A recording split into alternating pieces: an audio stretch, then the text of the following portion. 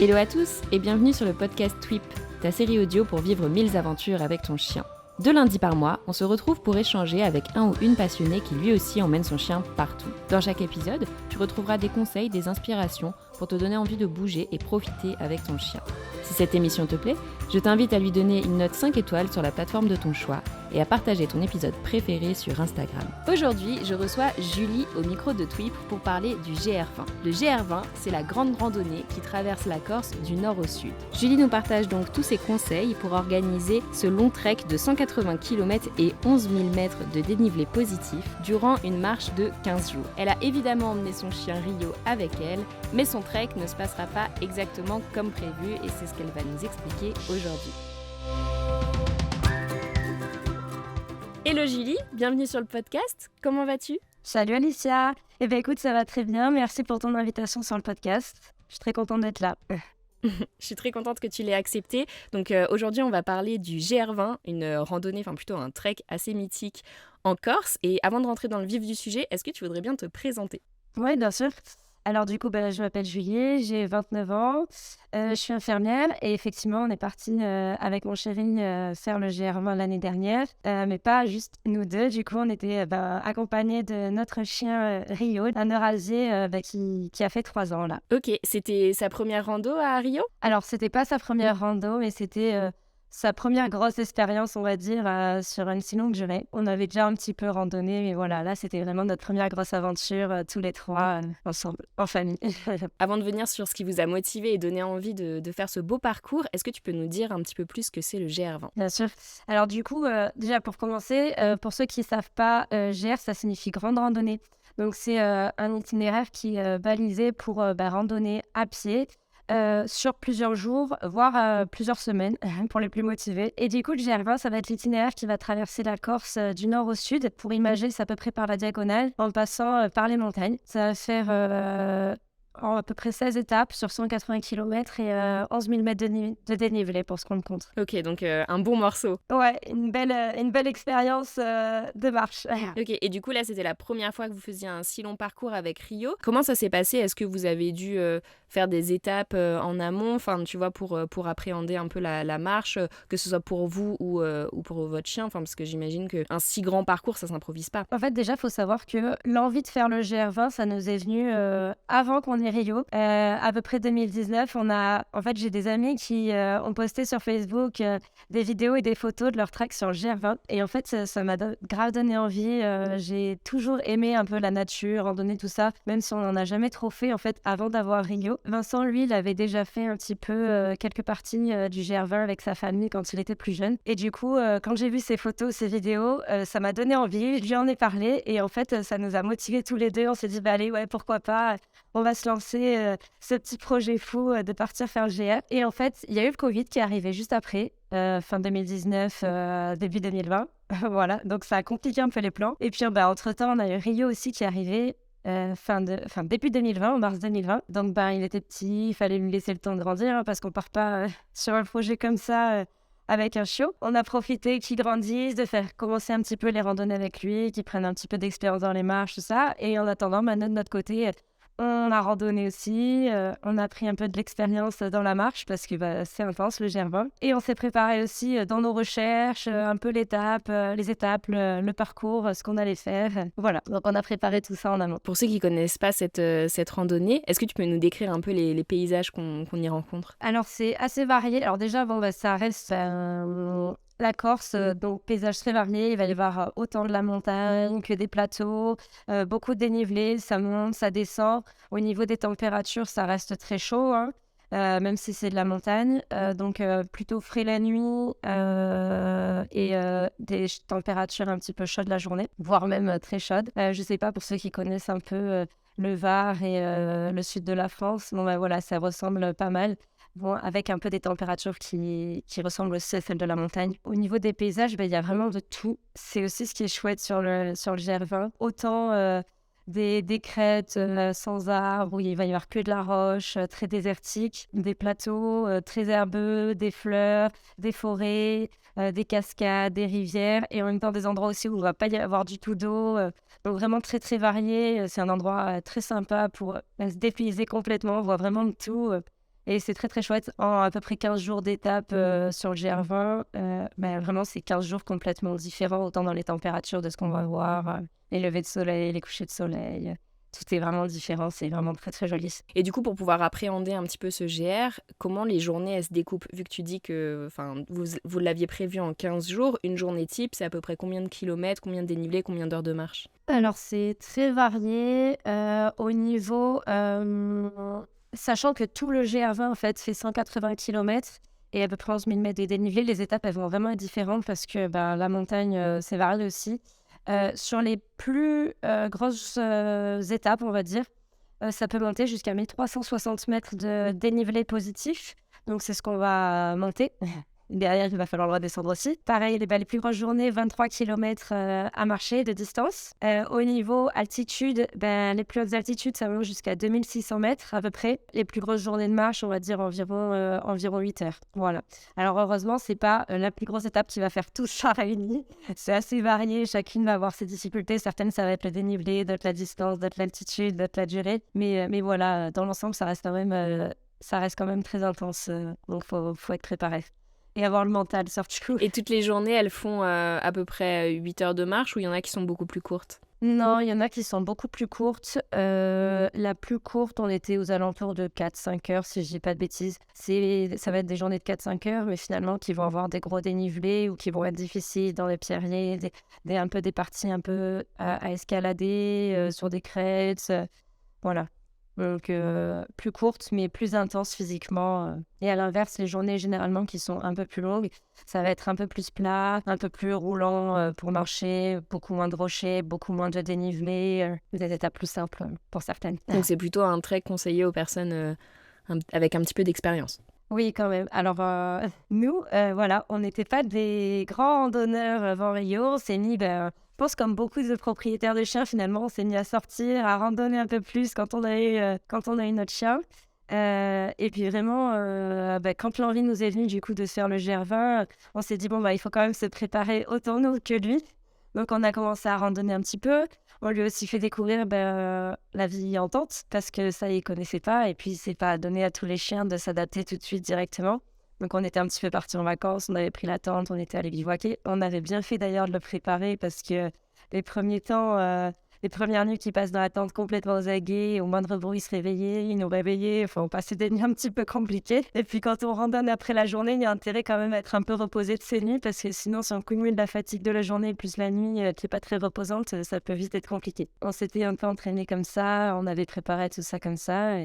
Et puis du coup, on s'est aussi rendu compte que ça nous plaisait et qu'on voulait, on était toujours autant motivés, même encore plus pour partir faire le GR20. Du coup, c'est intéressant que tu parles de la tente. Comment tu t'es organisé toi pour cette traversée? Du coup, vous êtes partis en autonomie, c'est ça? Alors, on est parti en semi-autonomie. En fait, on avait prévu, parce qu'avec un chien, c'est quand même lourd, parce qu'il faut prévoir tout le matériel pour le chien en plus du nôtre. Donc, il y a tout ce qui est les croquettes pour 15 jours. Enfin, ça fait même 16 jours du coup. Ça fait combien de kilos de croquettes pour Rio? Alors, pour Rio, on avait prévu 5 kilos de croquettes. On avait prévu un peu plus large parce que vu l'effort physique, on s'est dit il va avoir besoin d'un peu plus d'énergie. Donc, 5 kilos de croquettes pour Rio. L'eau qu'il faut porter pour lui, plus pour nous, plus tout son matériel. Donc, on avait prévu tout ce qui était gamelle d'eau, gamelle de croquettes, le harnais, la longe, un petit bout de riz aussi pour pouvoir l'attacher, tout ce qui est après... le collier, ça, il l'avait sur lui, mais des chaussons aussi de protection. On avait pris aussi une brosse parce que c'est un chien à poil long, donc fallait continuer un peu à entretenir son poil sur le GR, à continuer d'aérer. La muselière, parce que je vais y en parler aussi, mais pour les transports en commun, important de l'avoir. On a petite pharmacie, la tente, et puis notre matériel à nous, donc tout ce qui était les vêtements, le sac à dos. Donc, on avait pris cette partie-là. Par contre, niveau nourriture, on avait pris uniquement des barres énergétiques, et après, on faisait les repas du soir en refuge. Petit déjeuner, on prenait une barre énergétique avant de partir, de démarrer. La journée, quand on avait besoin, qu'on sentait un petit coup de mou, on mangeait ça. On arrivait au refuge, ils avaient des petites épiceries, donc on mangeait, on grignotait un peu ce qu'ils avaient sur place. Des fois, on s'achetait quelque chose à manger et selon l'heure, après, on passait directement au dîner. Ok, donc vous mangiez pas vraiment le midi, mis à part des barres énergétiques, quoi. Ouais, non, on grignotait. Après, on n'arrivait pas trop tard dans la journée, donc selon l'heure, si on arrivait début d'après-midi, on passait à l'épicerie du refuge.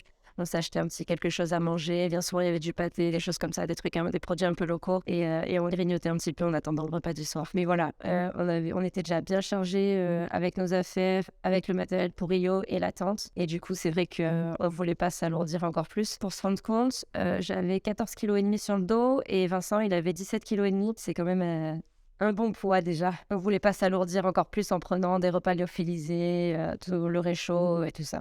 Je comprends. Parce qu'en termes d'équipement de trek, donc pour dormir, etc., vous aviez une tente et des duvets optimisés ou c'était vraiment du matériel de bivouac? Alors, on avait investi effectivement dans du matériel spécifique. Du coup, pour le GR20, on s'était dit qu'on investissait finalement pour du long terme parce que ça nous avait déjà un peu plu les petits séjours qu'on avait fait avec Rio avant de partir sur le GR et que du coup, on continuerait par la suite sur des aventures plus ou moins intenses et plus ou moins longues, mais on continuerait à se servir de notre matos. Donc, ouais, effectivement, on a investi. Du coup, on s'est acheté déjà nos tenues parce que c'est un investissement aussi au niveau technique, parce qu'on ne peut pas partir avec n'importe quoi sur le GR, ça reste la montagne. Il faut autant des vêtements chauds que des vêtements aérés pour quand il fait très chaud.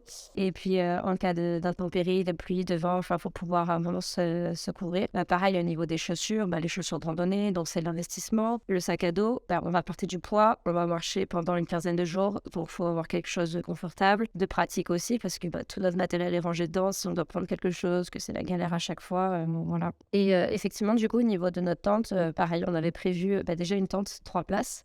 Parce que, à nous deux, plus avec le chien, sachant qu'en plus c'est un chien à poil long qui a vite chaud, il faut qu'il puisse un peu s'écarter de nous, avoir sa petite place à lui. Donc on voulait pas être serré dans une tente de place, à galérer avec nos affaires. Si jamais il pleuvait sur le GR20, on se retrouvait nos affaires à l'intérieur, le chien, nous deux.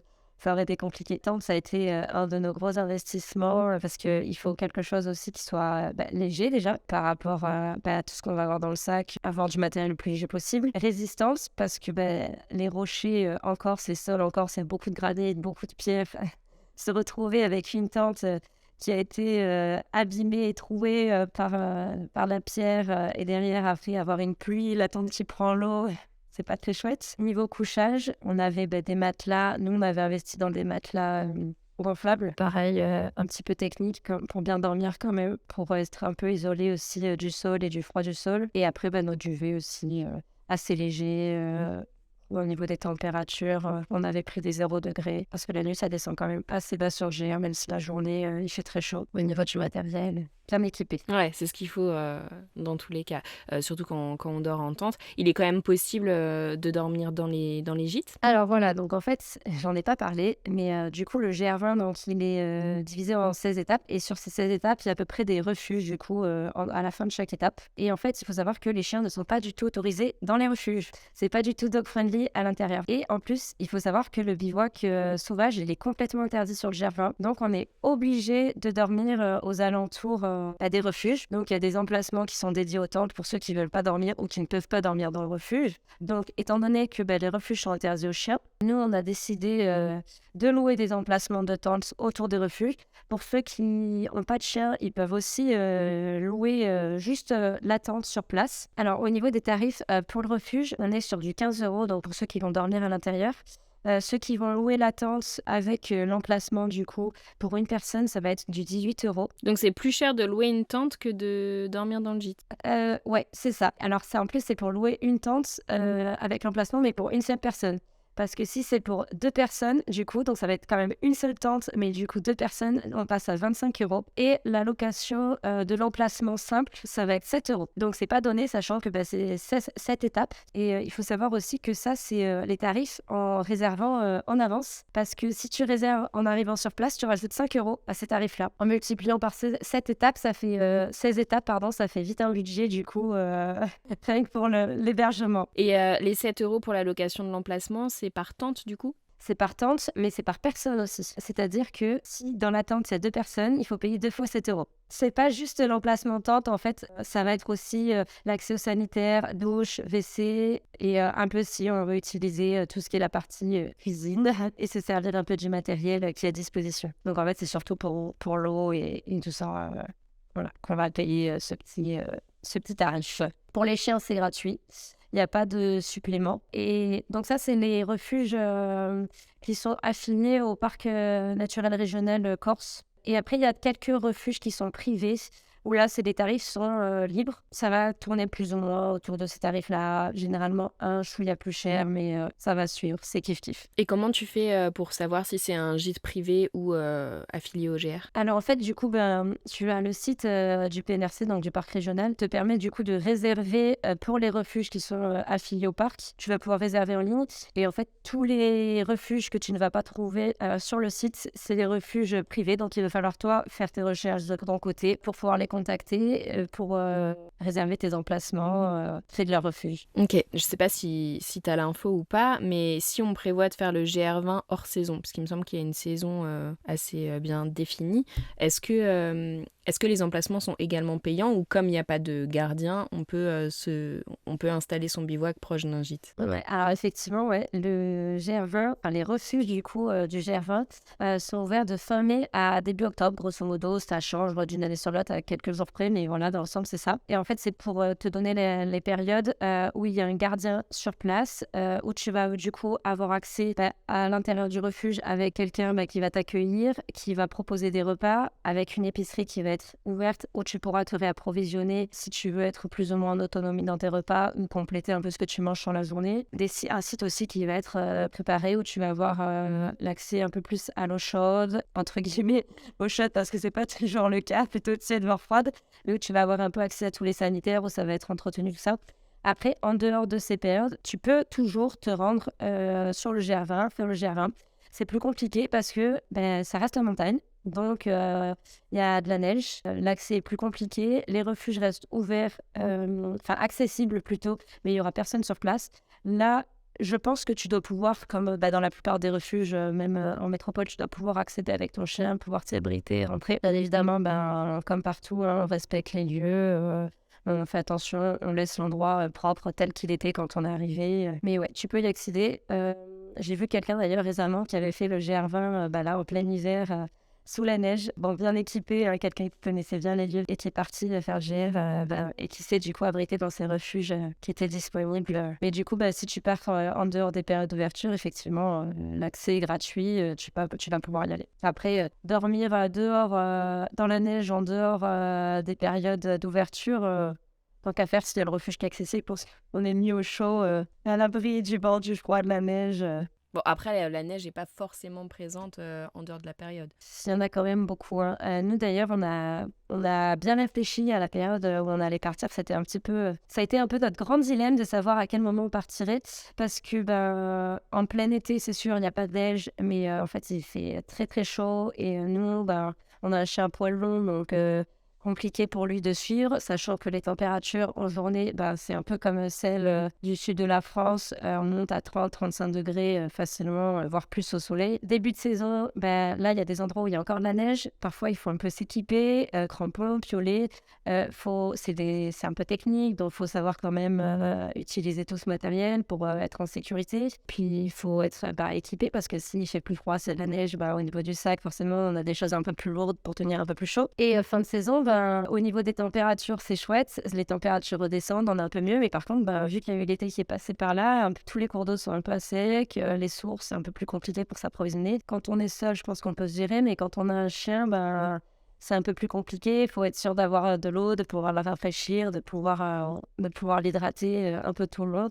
Donc, nous, on a choisi une début de saison. On s'est dit, on va partir fin mai un peu à l'ouverture des refuges. On va tenter. L'année dernière, c'était une année où l'hiver avait été très doux, où il y avait eu peu de neige. Donc, on s'est dit, avec un peu de chance, on n'aura pas trop de neige sur le GR20 Et ce qu'on a fait du coup, c'est que faut savoir que le GR20, généralement, la plupart des personnes, elles le font en partant du nord et en allant vers le sud. Nous, on a décidé de le faire en sens inverse, de partir du sud et d'aller vers le nord parce que le nord est un peu plus haut en altitude. On s'est dit que on avancerait dans une progression, on commencerait fin mai sur la partie sud où il y a un peu moins de neige, voire pas du tout, plus du tout à cette période-là, mais qu'on avancerait vers la partie nord et que ça laisserait le temps un peu à la neige de fondre et il resterait plus grand-chose quand on arrivera à cette partie-là sur le début juin. C'est un choix un peu stratégique qu'on s'est fait.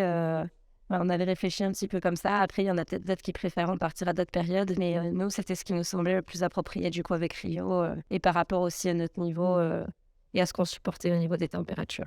Du coup, on a parlé de votre entraînement, du matériel que vous aviez choisi et de l'organisation de manière globale, la période à laquelle vous vouliez partir, etc.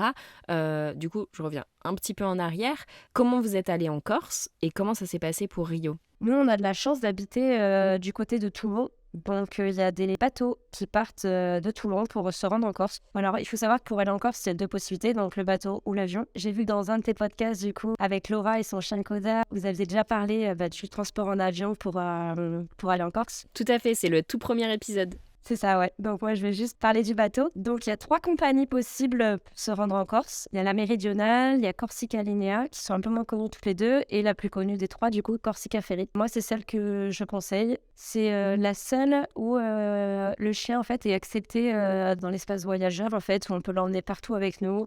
Il a accès quasiment à tout. Il y a uniquement les restaurants, l'intérieur des restaurants où il ne peut pas accéder, mais il peut accéder à la cafétéria. Il y a des cabines qui sont spécifiques que l'on peut réserver du coup pour dormir, pour se poser et où du coup le chien est accepté. Sur le bateau, il y a de la moquette un petit peu partout et en fait ces cabines elles sont spécifiques. Il y a un revêtement dans une sorte de lino qui permet de mieux nettoyer pour l'hygiène. Voilà. Le chien est censé être muselé sur le bateau. Alors il y a une tolérance. La plupart des gens ils muselent pas. Moi je l'avais mis autour du cou. Les gens sont très sympas. Si le chien est cool, franchement ils nous disent rien. Ils acceptent totalement que le chien soit pas muselé. Mais voilà, dans le règlement, il faut savoir que normalement, il faut avoir le chien muselé sur le bateau. Par contre, évidemment, chien toujours attaché, on va pas laisser le chien déambuler sur le bateau n'importe où. Ça peut être dangereux pour lui. Il pourrait tomber à l'eau, pourrait le perdre parce que le bateau est très très grand. On ne laisse pas aller embêter les gens. Voilà. Si le chien est un peu stressé, un peu bruyant, ça, on essaye de s'isoler un petit peu, de se mettre à l'écart. Ça peut être impressionnant pour les chiens qui ont jamais pris le bateau. Il y a beaucoup de monde, il y a d'autres chiens, il y a du bruit, il y a le mouvement de la mer aussi, voilà. Donc, faire attention à ça. Chose très sympa aussi, sur le bateau, il y a 2 espaces, peut-être même plus, mais moi j'en ai repéré 2. Espaces hygiéniques pour les chiens qui permettent aux chiens d'aller faire leurs besoins. C'est une sorte de petit carré sur le pont avec des galets, un petit poteau métallique pour que les chiens puissent faire pipi, lever la patte. Donc c'est bien fait. Je vous avoue, il n'y a pas beaucoup de chiens qui arrivent à faire pipi dessus, à faire leurs besoins dessus. Moi, je sais que Rio, on avait prévu, on lui a fait faire ses besoins, on avait fait la petite balade hygiénique avant de monter sur le bateau. Dans le petit espace hygiénique, il n'a jamais voulu faire. Heureusement que la traversée ne dure pas trop longtemps, mais c'est pas évident pour tous les chiens de faire à cet endroit-là. Je sais qu'il y en a beaucoup qui aiment faire dans les herbes et tout, donc le petit galet sur le bateau, c'est pas l'endroit l'idéal. Mais voilà, c'est déjà très cool d'avoir ça. Après, ce qui est chouette aussi sur Corsica Ferry, c'est que chiens de première catégorie et chiens de deuxième catégorie, ils sont acceptés. Par contre, eux, c'est muselière obligatoire. Donc, c'est vraiment très chouette. Ça permet à tout le monde, du coup, de se prendre en Corse. Hein. Au niveau du tarif, on est sur 17 € pour le chien. Donc, franchement, je trouve que c'est totalement accessible. Pour nous, franchement, ça dépend vraiment de la période. Ça peut être accessible, une petite centaine d'euros, voire moins par personne. Comme ça peut vite monter très très cher, 200, 300, 400, 500 € selon la période, selon si on se prend au dernier moment. Un trajet plus ou moins rapide. Si on prend la cabine, pareil, ça rajoute aussi un peu financièrement. Si on prend le véhicule aussi, ça rajoute. C'est la possibilité de prendre sa voiture aussi pour se rendre en Corse. Donc voilà, les tarifs vraiment peuvent varier, être très accessibles comme... très très cher. Oui, un peu comme l'avion au final, c'est super variable. Et le trajet dure combien de temps ? Ça dépend d'où on part. Il y a plusieurs points de départ de France ou d'Italie. On est parti de Toulon et après selon où on arrive en Corse, parce que pas tout le monde va faire le GR20 en Corse, hein. Selon où on arrive en Corse, ça va faire varier la distance. Il y a plusieurs points d'arrivée en Corse et tu peux du coup avoir un trajet entre 5 et 14 heures selon le lieu de départ, le lieu d'arrivée et si tu pars de jour, de nuit. Je sais que de nuit, ça navigue un peu plus lentement. Nous, on a fait Toulon-Porto Vecchio. Alors, je suis désolée pour le mauvais accent très métropolitain que j'ai. Les Corses qui m'écoutent, désolée. Hein. On a eu une navigation qui a duré 12 heures, si je dis pas de bêtises. Donc, nous, on a décidé de faire un voyage sur la nuit.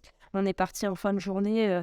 Vu qu'on habite du côté de Toulon, du coup, il y a la grand-mère de Vincent qui nous a déposés à la gare maritime, du coup, avec Rio. Fin de journée, fin d'après-midi, aux alentours de 17h. On avait l'embarquement à 18h. Ça nous permettait un peu de défouler Rio, faire le dernier petit pipi, tout ça. Le détendre un petit peu, le défouler un petit peu avant de partir. Donc, on est monté sur le bateau, on a embarqué, il vérifie les papiers. Bien pensé à prendre carnet de vaccination et passeport. Enfin, moi, j'avais pris les deux, mais je crois que juste le carnet de vaccination ou le passeport, ça suffit pour le chien. Donc, il vérifie les papiers. Après, tout le monde embarque. Lui, on s'était calé sur le pont, on regardait la mer. Lio, il aimait bien regarder. Il faisait un petit peu sa commère et regardait comment on montait. Il y a le départ du bateau, du ferry qui se fait. Donc, c'est très, très sympa à regarder. On est en hauteur, c'est des très gros bateaux. Donc, on a vraiment toute la rade qui est visible. C'est très joli à voir. Et après, vu qu'on avait réservé notre cabine, étant donné qu'on passait la nuit sur le bateau, on est allé vers la cabine tranquillement. On a installé nos affaires. On a mis un peu à l'aise Rio. On lui a montré un peu les lieux. Tout de suite très à l'aise. Il est monté sur le lit. Il s'est calé. Et voilà, il s'est posé, il était bien, pas de souci. On a grignoté un petit bout, on a un nouveau budget, vu que entre l'investissement du matériel, le bateau, les locations, tout ça, ça coûtait tout de suite un peu cher. Hein, ça reste un budget, même si on se dit on va juste randonner, mais finalement, c'est pas un trek qui est accessible au petit budget. Il y a quand même un petit investissement.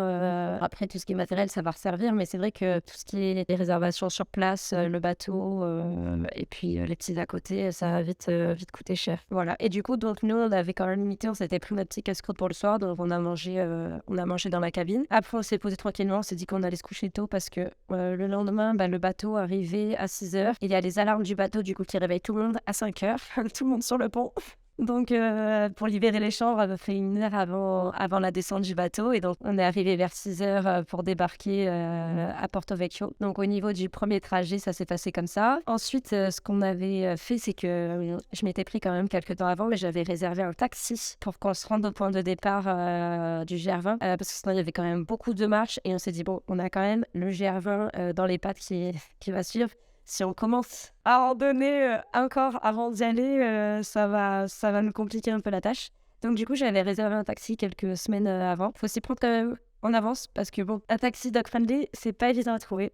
J'ai passé pas mal d'appels, ça a été très compliqué. On me renvoyait vers d'autres personnes qui me renvoyaient vers d'autres personnes. Donc j'ai mis un peu de temps à trouver quelqu'un qui a accepté de nous prendre avec le chien. Surtout que c'est pas un petit chien qui rentre dans un petit sac pour protéger tout ça. Donc on a fini par trouver un monsieur qui a été très sympa, qui a accepté de nous prendre. Alors évidemment, on paye un petit supplément parce que forcément, prendre un chien dans la voiture, derrière, au monsieur, ça lui demande de repasser, nettoyer sa voiture, aspirer tous les poils, tout ça. Donc perte de temps, perte de clients. Donc voilà, pareil, là, à prévoir, ça coûte un peu plus cher que si on est juste des humains. Mais franchement, très sympa de savoir qu'il y a des taxis qui acceptent de prendre le chien parce que sinon, ça aurait compliqué un petit peu la chose aussi. Je sais qu'il y en a qui font du stop pour aller jusqu'au point de départ en partant du bateau, qui vont jusqu'au point de départ en stop. Mais bon, là encore, on s'est dit on est deux avec un chien, les gros sacs à dos et tout. Ça peut être plus compliqué, on peut perdre beaucoup de temps. On arrivait tôt le matin en Corse et en fait, on voulait vraiment profiter du fait que ce soit tôt pour commencer très rapidement le GR20 à la fraîche parce que les journées, elles chauffent très très vite, quoi. Super. Du coup, là, vous arrivez au point de départ et qu'est-ce qui se passe? Donc, le taxi me dépose. Ensuite, une autre petite marque. Donc, en fait, sur le GR20, comme sur beaucoup de randonnées, en fait, il y a des tracés. Donc, le tracé du GR20 en Corse, c'est des bandes rouges et blanches. Donc, on suivait nos petites traces, on commence. Donc, il faisait à peu près frais parce que finalement, il était déjà 7h30 le temps qu'on arrive sur le point de départ. Ça avait déjà commencé à bien se réchauffer. Et en fait, Rio, trop content. Au début, on l'avait un petit peu attaché pour lui montrer qu'il fallait pas non plus qu'il court dans tous les sens et qu'il commence déjà à se fatiguer parce que les chats, ils sont trop contents d'être dehors, d'être dans la nature, et puis ils vont dans tous les sens. Ils font beaucoup plus de kilomètres que nous. Ils partent en avant, ils reviennent nous voir, ils repartent, ils reviennent. Et c'est vrai qu'ils se fatiguent très vite. Donc au début, on l'avait un petit peu attaché pour lui montrer qu'il fallait qu'il s'économise. Et puis en fait, après, on l'a mis en libre, on croisait quelques personnes sur le GR, très chouette. Donc on est parti un peu comme des fleurs, ce que je disais tout à l'heure, en regardant le paysage, en admirant, en prenant plein de photos, en s'arrêtant un peu partout. Et puis finalement, on a vu le temps passer, la journée qui se réchauffe, de moins en moins de cours d'eau, on croise des gens fatigués et tout. Et là, on s'est dit, bon, quand est-ce qu'on arrive? On n'a plus trop d'eau, il fait très chaud. On a explosé le topo guide. Ils avaient annoncé un peu plus de 6 heures sur le topo guide. Donc, c'est le petit livre qui référence les grandes randonnées. Et donc, on avait celui du Gervin et ils avaient annoncé 6h15, je crois, quelque chose comme ça. Et en fait, on était déjà à 7h30 de marche. Et on s'est dit, quand est-ce qu'on arrive? On s'est dit, on a un rythme de débutant, c'est pas possible. Et en fait, on s'est fait une dernière grosse monte. Et puis, on est arrivé au refuge. Et là, on était soulagés de se dire, ah, ça y est, on est arrivé, on va pouvoir boire. On n'est plus obligé de se rationner au niveau de l'eau. On va pouvoir se reposer et tout. Parce que ça avait été vraiment une journée finalement intense émotionnellement parce qu'on a beau se préparer au GR20. On voit partout les témoignages des gens qui disaient c'est difficile. Il y a du dénivelé, le physique, oui, ça compte l'entraînement, mais le mental, il va faire beaucoup. Et on a beau savoir tout ça, voir tout ça, se renseigner, se mettre un peu en condition, mais en fait, tant qu'on n'y est pas, on ne se rend pas réellement compte de la difficulté et de la réalité. Et là, on se dit, ah, ouais, c'est ça qui nous attend pendant tous ces jours. Donc, on était très contents d'arriver au refuge et très contents de se reposer. Et on s'est dit, bon, les prochains jours, il va falloir qu'on se booste un petit peu, qu'on prenne finalement un peu moins le temps. Et voilà, il va falloir y aller, quoi, si on ne va pas se faire des grosses journées. Et puis surtout, ce qui nous inquiétait le plus, c'était qu'on était arrivé très tard. Il avait fait très chaud. On commence assez bas, parce que Konka, ça reste assez bas au niveau de l'altitude. Et du coup, forcément, le temps d'arriver un peu dans les montagnes, il fait un peu plus chaud que quand on est dans les hautes altitudes. Donc, ça va être un petit peu compliqué pour Rio, les moments en plein soleil. Donc, on s'était dit, bon, il va falloir adapter un peu nos journées, partir un peu plus tôt, voire vraiment plus tôt, et pour arriver le plus tôt possible dans la journée et pas être au gros pic de température, pas être en train de randonner en plein soleil avec le chien, quoi. Voilà, donc première journée, ça a été vraiment... on s'est dit, ouais, ok, c'est ça le GR, il va falloir s'adapter, il va falloir un peu revoir nos plans sur nos journées, notre organisation, notre rythme, tout ça. Tu rentres dans le vif du sujet dès le premier jour, quoi. Ouais, c'est ça. Et puis, quand on arrive au refuge, il faut... c'est premier arrivé, premier servi sur les emplacements. Place nos tentes où on a de la place, sachant que la Corse, c'est très rocailleux, donc très compliqué. Il faut trouver des endroits plats parce que... Là, sans trop de rochers, parce qu'il ne faut pas dormir en pente, sinon c'est pas très confort. Il ne faut pas dormir au plein milieu avec un caillou dans le dos, parce que sinon, voilà, la nuit. Plus nous, on avait une tente 3 places. Donc, c'est une grande tente, ça prend beaucoup de place. Donc, forcément, des emplacements qui peuvent accueillir une tente 3 places, c'est pas toujours évident à trouver. Il y a des étapes où on a un petit peu galéré à trouver pour se placer. Donc, c'est pour ça, première journée, on s'est dit, bon, il va falloir qu'on soit un peu plus rapide pour les prochains jours. Donc voilà, donc on est arrivé au refuge milieu d'après-midi, si je dis pas de bêtises. Et en fait, après, on prend notre petit rituel. Premier jour, on arrive, on va dire bonjour au gardien du refuge. On a réservé du coup nos repas pour le soir. Parce que nous, du coup, on avait décidé de manger les plats préparés par le gardien. Voilà. Ah oui, la chose importante à savoir aussi, c'est que du coup, les budgets, parce que j'ai parlé du tarif des locations des emplacements bivouac, mais les repas sont pas donnés aussi. Mais finalement, quand on sait comme c'est compliqué pour eux de se faire réapprovisionner, on comprend plus les tarifs. Parce qu'en fait, il faut savoir que les refuges, la plupart ils sont positionnés dans un endroit très escarpé, difficilement accessible. Donc, pour certains, les plus privilégiés, ils vont être réapprovisionnés par des 4x4.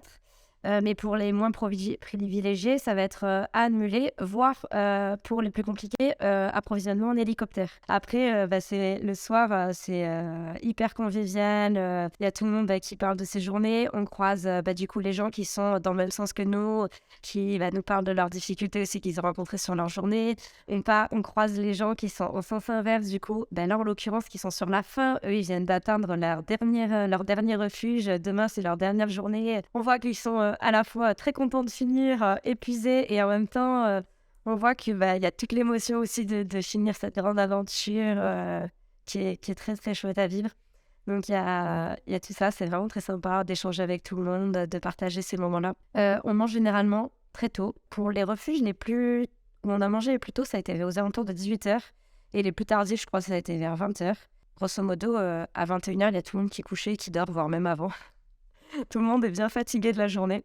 Nous, c'est vrai qu'on se couchait bien tôt parce qu'en plus, le lendemain matin, on repartait très tôt aussi pour pouvoir profiter de la fraîcheur. Et en fait, entre le moment où on est arrivé, du coup, sur le refuge Et en attendant du coup le repas du soir, on en profitait, on faisait un peu nos lessives pour le linge parce que on limite au niveau de la quantité de linge pour pouvoir avoir le moins de choses possible dans le sac. Donc il y a toutes nos petites lessives qu'on faisait, on allait se doucher. Alors il y a quelques petits refuges où on va avoir la chance d'avoir de l'eau tiède, voire chaude, mais ça c'est très rare. Et en fait la plupart des autres refuges, l'eau va être froide, voire glaciale, et encore plus si on arrive les derniers, forcément il n'y a plus rien. Parce qu'il y en a beaucoup de refuges qui sont alimentés par panneaux solaires. Donc c'est pareil, hein, l'eau va chauffer, et premier arrivé, premier servi, c'est un peu comme les emplacements de tente. Donc la plupart du temps, on a eu droit à des douches glacées. Alors l'avantage, c'est que pour les muscles, hein, ça fait vraiment du bien, ça détend tout, c'est bon, les courbatures, ça aide à limiter. Mais c'est vrai que les premières fois, ça surprend. Quand tu viens de te faire la journée de marche et que tu dois aller te laver, des fois, tu hésites un peu à deux fois, tu te dis, bon, allez, c'est parce que vraiment j'ai transpiré, l'effort a été intense de la journée, que je vais me sentir un peu propre.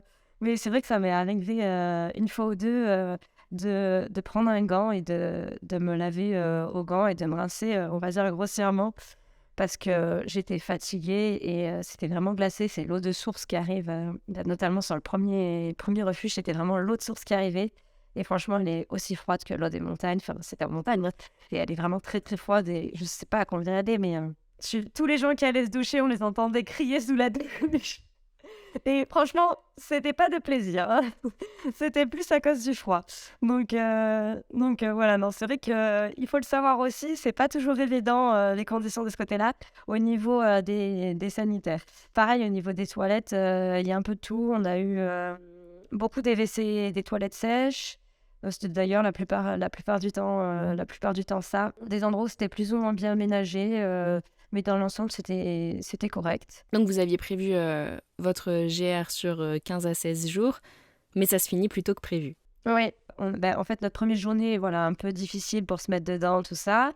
Deuxième journée, on a commencé à monter en altitude, super sympa, on a un peu plus pris le rythme, vraiment super GR. Et puis petit à petit qu'on avançait, malgré qu'on monte en montagne, on a commencé à croiser pas mal de sources qui étaient à sec, à croiser des guides qui étaient du coup habitués au GR20, qui nous disaient que les températures, elles étaient vraiment incroyables pour la période. Ils arrivaient, eux, du coup, du nord parce qu'ils étaient en sens inverse. Et en fait, ils nous disaient que normalement, là où il y a encore beaucoup de neige, là, il y en a quasiment plus, voire plus du tout. Qu'ils ont croisé beaucoup de sources déjà secs, alors que normalement, elles se sèchent que dans l'été.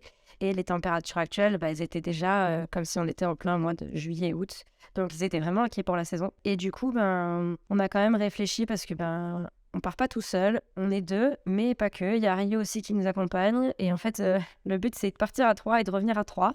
Donc ça, c'était dès le jour 2 où vous vous êtes posé des questions ? Non, on s'est posé des questions, si je dis pas des bêtises, aux alentours du jour 4. Et du coup, on a réfléchi, on a quand même discuté et on s'est dit, ouais, les guides nous ont dit qu'il faisait déjà très chaud, que la partie nord, il y avait déjà plus de neige.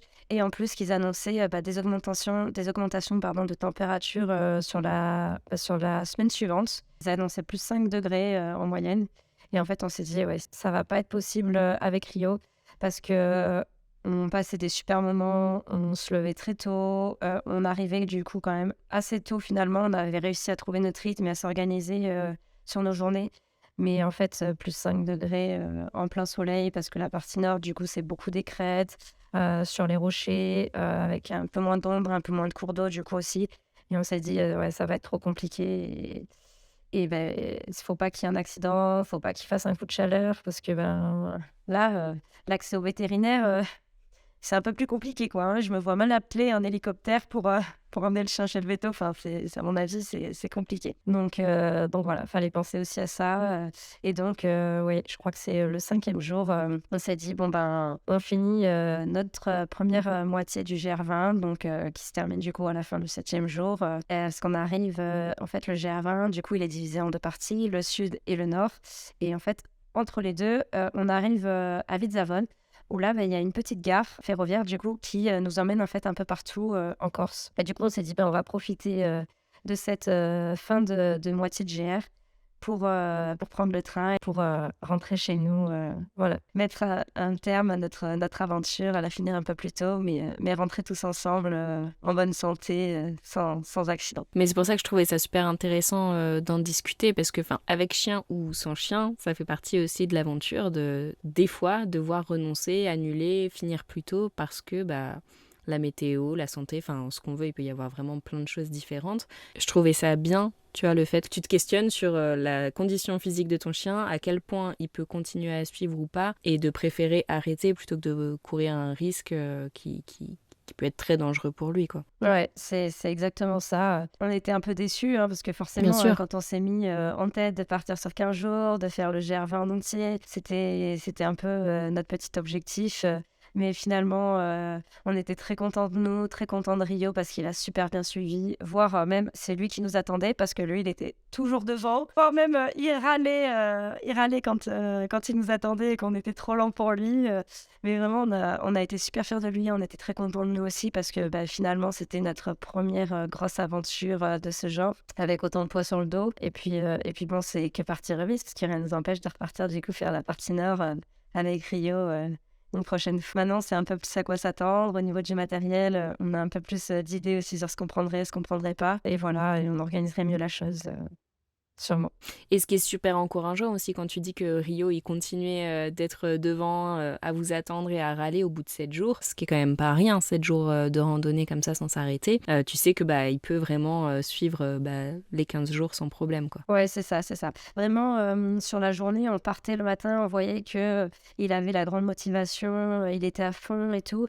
Et c'est vrai que quand on arrivait un peu aux heures un peu chaudes, aux alentours de midi, 1 heure, on voyait que le rythme, il était un peu moins soutenu. Sur les derniers jours, quand il a commencé à faire très chaud, il y avait un peu moins de cours d'eau, pas mal de cours d'eau à sec, donc il pouvait un peu moins se rafraîchir. C'est ça aussi qui nous a fait dire, bon, il est moins enthousiaste sur toute la journée, alors qu'au début, il était vraiment enthousiaste toute la journée. Là, on voit vraiment qu'il a chaud. Il prenait un peu d'avance, il s'arrêtait sur tous les points d'ombre qu'il pouvait trouver. Et là, bon, c'est ce qui nous a fait dire, bon, pour nous, c'est dur, mais pour lui, il peut pas parler. Et vraiment, en le regardant, l'observant, on connaît notre animal et on se rend compte qu'il kiffe, hein, il adore balader toute la journée, courir, sauter.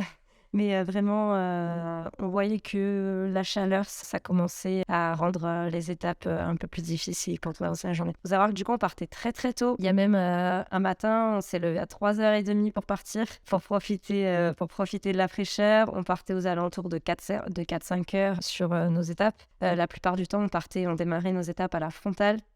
Parce que la nuit, il faisait très frais.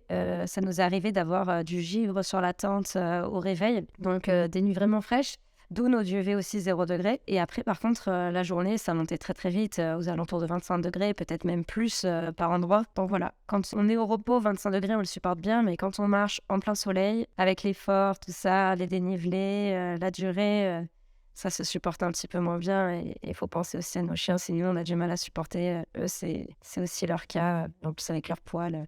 Nous, on se découvrait. Je commençais le matin, j'avais pas mal de couches sur le dos parce qu'il faisait vraiment frais. Lui, il était trop content, il sautait partout. Ça lui allait bien, la fraîcheur.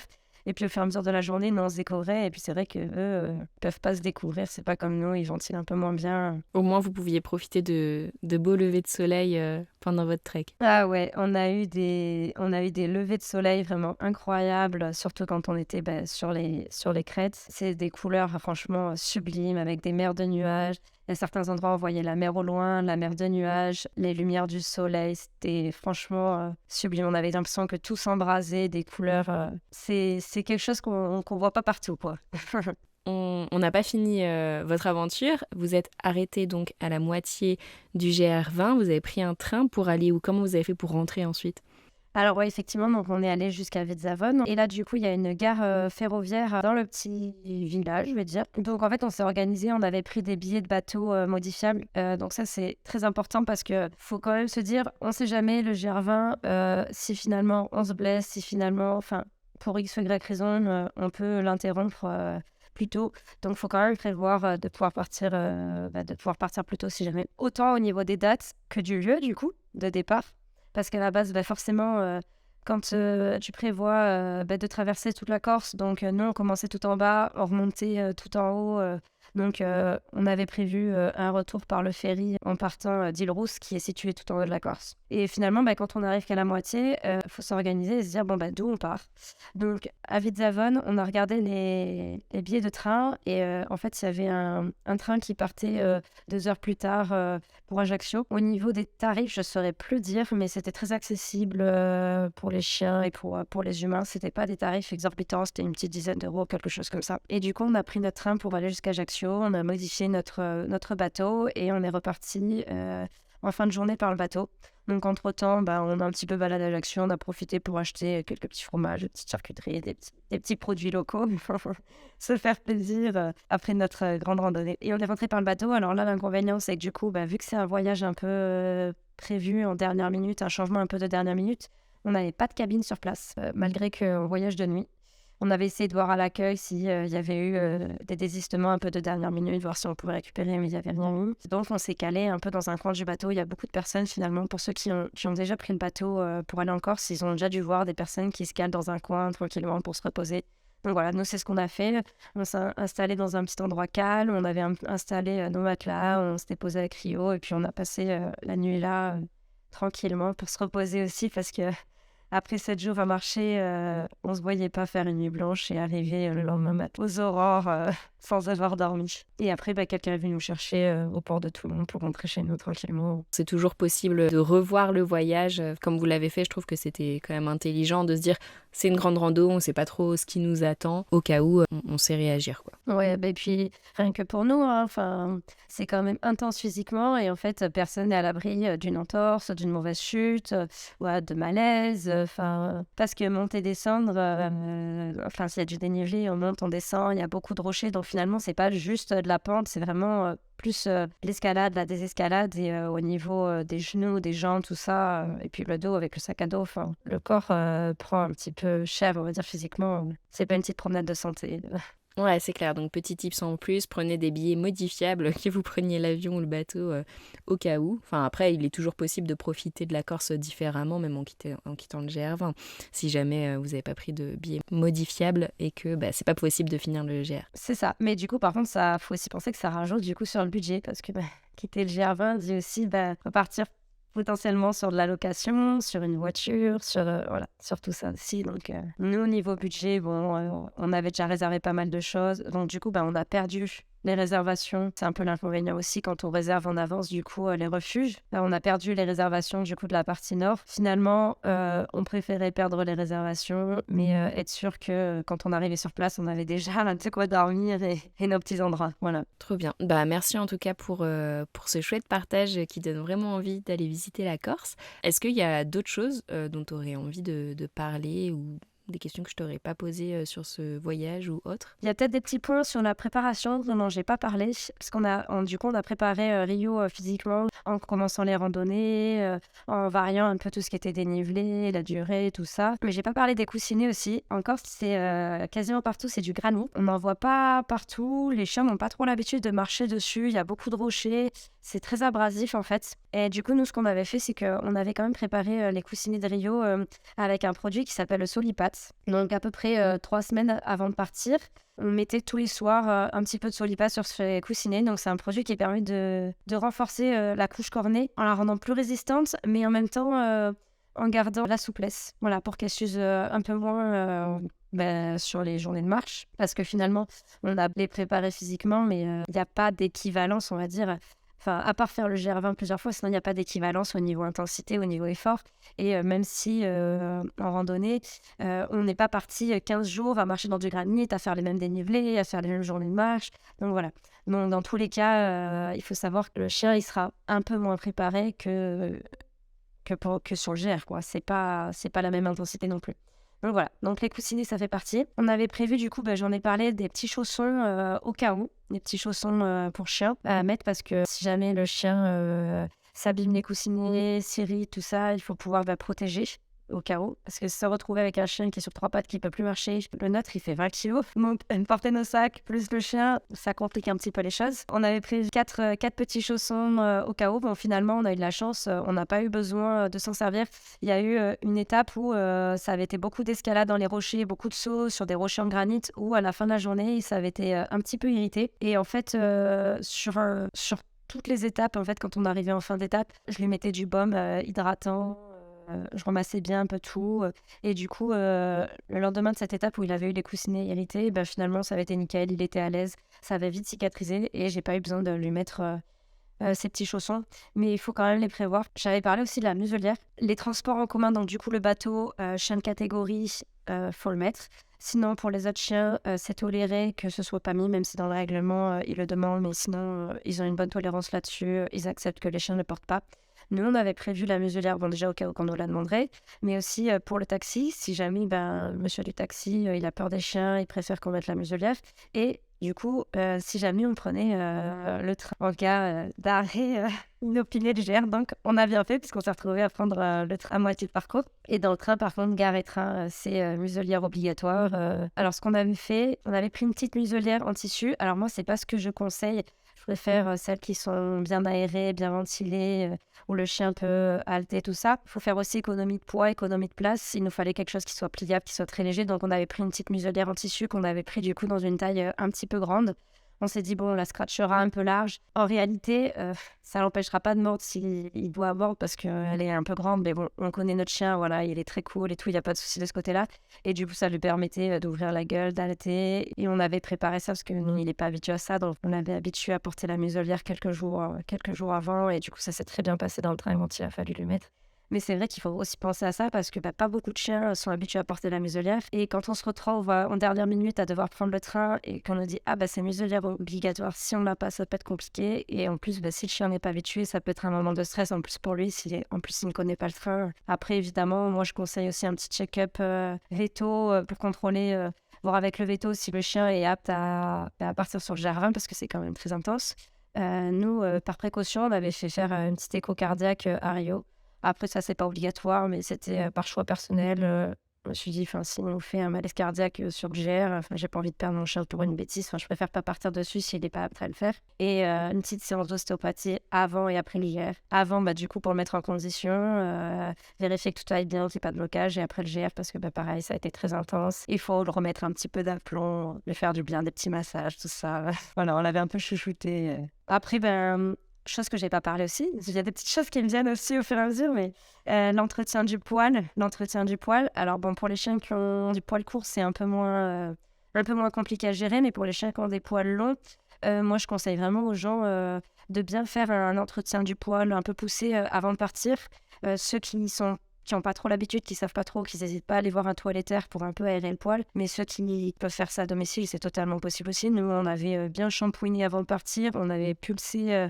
Donc, c'est un gros sèche-cheveux pour animaux, pulser le poil pour bien aérer, bien décoller le poil mort. Parce que du coup, quand on part à des périodes où il fait un petit peu chaud, poil aéré comme ça permet vraiment que ça ventile un petit peu mieux, ils se rafraîchissent un peu plus, voilà, ils ont un peu moins chaud. Donc, important aussi de ce côté-là. Et c'est pour ça aussi qu'on avait pris une petite carde sur le GR, ça nous rajoute un petit peu de poids. Mais ça permettait de continuer un peu à aérer son poil, à continuer d'enlever le poil mort parce que on était en pleine nuit et forcément le poil mort qui s'accumule un petit peu, ça garde la chaleur et ça respire un petit peu moins pour eux. Donc, il faut penser aussi à ça. Si je peux aussi donner un petit conseil avant de prendre le bateau, du coup, pas tous les chiens ont l'habitude déjà de prendre le bateau, mais aussi pas tous les chiens supportent les transports en commun et supportent le bateau. Donc, il faut bien penser à donner un petit repas léger plusieurs heures avant aux chiens. Ça limite un peu le mal de mer et les vomissements. Parce que s'ils n'ont pas l'habitude, que vous ne savez pas comment votre chien va réagir, c'est pas cool s'il a le mal de mer qui vous vomit un peu tout le voyage. Bien penser à le défouler aussi avant de prendre le bateau parce que ça dure longtemps, une petite dizaine d'heures. Bien penser à le défouler, à lui faire sa petite sortie hygiénique aussi parce que pas tous les chiens vont accepter de faire sur le bateau dans le petit coin réservé. Et aussi, petite astuce qui peut être pas mal, si vous savez que vous avez un chien qui est malade dans les transports ou très stressé, vous pouvez voir aussi avec votre vétérinaire peut-être pour vous faire prescrire un petit médicament, un petit calmant ou un petit quelque chose pour l'aider dans le mal des transports pour passer passer le trajet tranquillement. Moi, ce que je conseille, c'est quand même de tester auparavant, voir avec le chien, enfin, tester avec le chien, voir s'il supporte le médicament, parce que c'est pas sur le bateau, si le chien ne supporte pas, qu'on va dire ah mince, qu'est-ce que je fais? Voilà, donc bien tester avant, mais ça peut être pas mal s'il y a des chiens qui ont le mal de mer. Du coup, au niveau de la pharmacie, alors pour Rio, on avait prévu du coup un Certic, parce que éthique, hein, il y en a partout, même en Corse. On avait prévu une pince à épiler au cas où. On avait prévu aussi un flacon de Tromazédil. Alors, je sais pas si tu connais, c'est une sorte d'homéopathie liquide où dedans il y a de l'arnica. C'était pour soulager un peu les courbatures et éventuellement les contusions si jamais il se cognait dans les coups qu'il pouvait prendre en sautant. On avait prévu du coup aussi notre petit baume hydratant pour les coussinets et aussi pour la truffe parce que le soleil toute la journée, voilà, ça peut irriter, ça prend le soleil. On avait prévu aussi un petit désinfectant, des petites compresses, tout ce qui est bande cohésive au cas où si jamais il y avait des petites plaies ou des petites choses à soigner. Et une couverture de survie au cas où qui nous servait à nous ou à lui si jamais il y avait besoin. C'est important quand même d'avoir une petite pharmacie. On a les vétérinaires qui sont très loin. On avait prévu une liste de vétérinaires au cas où aussi. Mais sur le Gervais, après, il faut savoir quand même qu'on est très loin des vétérinaires. Si jamais on doit s'y rendre, c'est quand même plusieurs heures. Donc, je pense qu'il faut savoir gérer aussi les gestes de premier secours, anticiper, connaître son chien et bien voir quand ça commence à pas aller haut. Nous, on a eu à un moment donné une journée où il a fait très très chaud, on était sur les crêtes, pas du tout d'eau sur l'étape et on avait fait énormément de pauses parce qu'on voyait que Rio souffrait un peu plus de la chaleur. Et c'est vrai que du coup, on le rafraîchissait bien en mouillant les pattes, les aisselles, l'entrecuisse, le ventre, tout ça. On faisait beaucoup de pauses. Mais voilà, il faut connaître aussi les signes d'un coup de chaud, parce que si notre chien il fait un coup de chaud, voilà, il faut pouvoir gérer, pouvoir assumer le truc. Voilà. Donc, bien anticiper, bien connaître tout ça justement pour anticiper et ne pas arriver jusqu'au coup de chaud, ne pas arriver jusqu'à la blessure. Ouais, c'est clair. Hein. Essayer d'un peu tout prévoir, quoi. Ouais. Je crois que j'ai un peu fait le tour. Merci beaucoup pour ton retour d'expérience. Je pense que toutes les personnes qui prévoient un GR20, en tout cas avec leur chien, ont vraiment toute l'info nécessaire. Si jamais les personnes qui nous écoutent auraient d'autres questions à te poser, où est-ce qu'ils pourraient éventuellement te contacter ? Ils peuvent me contacter sur Instagram, par exemple, sur mon compte Fluffy en vadrouille. Et après, qu'ils n'hésitent pas. J'avais mis un peu quelques posts pour parler du GR20, mais qu'ils n'hésitent pas à venir me poser des questions. Il n'y a pas de souci, j'y répondrai avec plaisir. Après, si jamais ils veulent d'autres infos, moi j'avais fait mes recherches sur Internet. Hein. Donc il y a 2 sites qui sont vraiment bien faits. Il y a le site gr20-info.com où c'est sur ce site-là finalement que j'ai pris la plupart des infos. Alors là, c'est très général. Hein. C'est plus pour le GR20 et pas tant pour le GR20 avec son chien, mais déjà, ça nous donne pas mal d'indications. C'est vraiment très bien fait, très complet. Et après, sur Facebook, pour échanger avec les personnes, il y a le groupe GR20 Infini, où là, c'est très général. Voilà, ça va être pareil, accessible. Enfin, c'est pour tout le monde, même les gens qui n'ont pas de chien. Et un autre groupe qui s'appelle Sur le GR20 avec mon chien, où là, du coup, ça va être vraiment les propriétaires de chiens qui ont fait le GR20 ou qui veulent le faire avec leur toutou. Et du coup... qui vont parler de leurs expériences, poser leurs questions. Et je trouve que c'est pas mal intéressant. Nous, on s'est beaucoup appuyé sur ces groupes-là. Voilà. Après, sur Internet, il y a beaucoup de personnes qui ont mis des petits témoignages et des blogs, tout ça. Voilà. On prend les infos un peu partout et on trouve son petit bonheur. Et après, bien sûr, le topo guide du coup, de Corse sur le GR20... qui est très bien fait aussi, qui nous a un peu compliqué la tâche d'ailleurs parce que du coup il était fait en sens inverse de nos étapes du coup qui partaient du nord et qui allaient vers le sud, donc il a fallu qu'on remette tout à l'envers quand il nous parlait des descriptions, des tracés, tout ça. Il a fallu qu'on réfléchisse pour remettre dans le sens, mais voilà, qui est bien fait aussi, qui est très intéressant. Et puis pas hésiter à échanger avec les locaux sur le GR20, discuter avec les gardiens des refuges, avec les guides qu'on peut croiser, et puis avec les gens qui sont en sens inverse, qui nous donnent plein d'infos. Ce qui est très marrant, c'est que quand on croisait des personnes en sens inverse sur le GR20, on en avait beaucoup qui nous disaient « Ah, vous êtes bientôt arrivés, vous êtes bientôt arrivés !» Et puis en fait, 1 heure plus tard, on est toujours en train de marcher et on n'est pas du tout arrivés. Et en fait, il nous restait 2-3 heures de marche. Sur le GR20, on a croisé un monsieur... qui était aussi accompagné de son chien, qui avait démarré le même jour que nous et du coup qui a fait le GR20 en même temps que nous. On se suivait d'étape en étape. Il n'avait pas du tout le même style de chien que nous. Il avait une sorte de petit Jack Russell très vif, très dynamique. en traction. Il l'avait tout le long en traction. Et bien souvent, c'était marrant parce qu'il partait avant nous. Après nous, pardon. Il partait après nous. Nous, on partait bien avant parce qu'on partait très tôt. Il nous doublait sur le GR, sur l'étape. Et il arrivait bien avant nous. Et son chien, toujours à fond, toujours en train de sauter. Et je pense que lui, il est arrivé à la fin de son GR. Son chien craignait un peu moins la chaleur que le nôtre. Et ça nous avait fait beaucoup rire. Ce monsieur, bon, il était bien plus entraîné que nous. Il nous avait dit que pour s'échauffer pour le GR20 pour commencer, il était descendu de Belgique en vélo juste avant de commencer. Donc voilà, pas du tout le même rythme que nous. Et c'était très drôle, ça nous a fait rire, très sympathique. Et on discutait beaucoup, on échangeait beaucoup sur nos chiens et sur comment ils vivaient l'aventure. Et il était très content de faire ça aussi avec son chien. On a croisé peu de chiens sur le GR20 d'ailleurs, j'en ai pas parlé. On a croisé 4-5 chiens peut-être. Bien souvent, les gens qu'on croisait, du coup, qui n'avaient pas de chiens, ils étaient hyper sympas. Tout le monde était très content de croiser des chiens. Ils étaient même curieux, ils nous posaient plein de questions sur comment on vivait l'aventure, tout ça, comment le chien vivait le truc. Et on avait beaucoup d'encouragement. On a croisé finalement personne qui râlait, parce que c'est vrai que selon les endroits où on peut aller, ils peuvent râler qu'il y ait des chiens qui les dérangent. Voilà, mais tout le monde a été super gentil. Même les gardiens étaient très sympas, même si les chiens ne sont pas autorisés à l'intérieur des refuges. Mais on est arrivé dans des étapes où on avait quelques gardiens qui nous donnaient un petit peu des restes de fromage, de charcuterie et tout pour le chien. Donc vraiment très chouette. Les chiens sont finalement bien accueillis sur le GR. Et donc ça s'est super bien passé. Et tous les gens qui faisaient le GR avec leurs chiens étaient très contents de partager l'aventure avec eux. Voilà.